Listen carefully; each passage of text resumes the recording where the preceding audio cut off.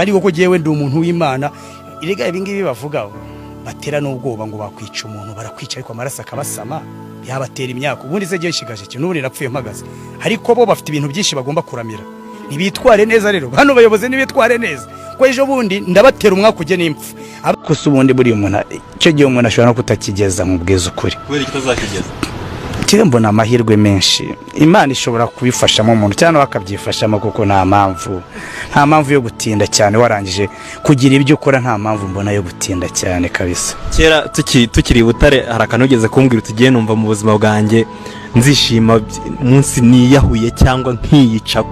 ugifite ya myumvire ya kera uracyayifite ko numva uvuga ngo cyangwa umuntu akirangiriza ibintu hakiri kare mfite n'ikizere ko nibyo bazabyemera niba bemera ko gukuramo inda bigiye kwemerwa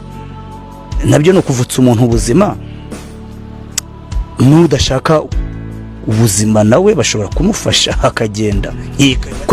kwiyahura biramutse byemewe mu gihugu runaka urimo tureka kuvuga hano biramutse byemewe ahantu waburi wakwiyahura nanabitinyutse n'ibintu bibiri erega ibintu byose uko bikora se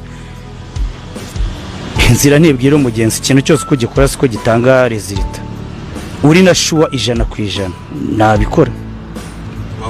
nakwiyahura class umuntu wese uzumva ko karasirema buri yitabye Imana ntazagira umuntu uzarira kabisa ni umunsi mukuru ugomba kubaho mwiza mudahwiye araruhutse kabisa uruya urupfu nicyo kintu cyiza kibaho kuri gihe icyo kintu uvuga ati Imana icyo kiremwa Imana yakoze cyiza cyonyine ariko reba iyo ikindi kintu uyu urupfu ruraringaniza kuko urupfu uragenda rugafata umukarani umunya kujya iki byiciro by'ubudehe byose burabifata uyoboronera ruramufata uruvuga ngo papa ruramufata urupfu nicyo gitangaza cyonyine Imana yaremye mvuga ni warakoze ibindi byaro ukuntu usanga hari aho yibeshye ugataye ikintu bituruka Imana yaragikemuye kabisa muri mageri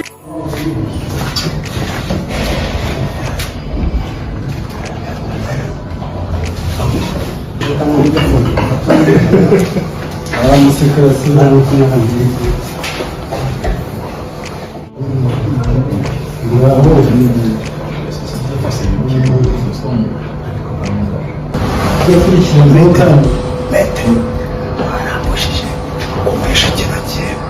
barahujije none ngiye kumarisha igikombe tumarisha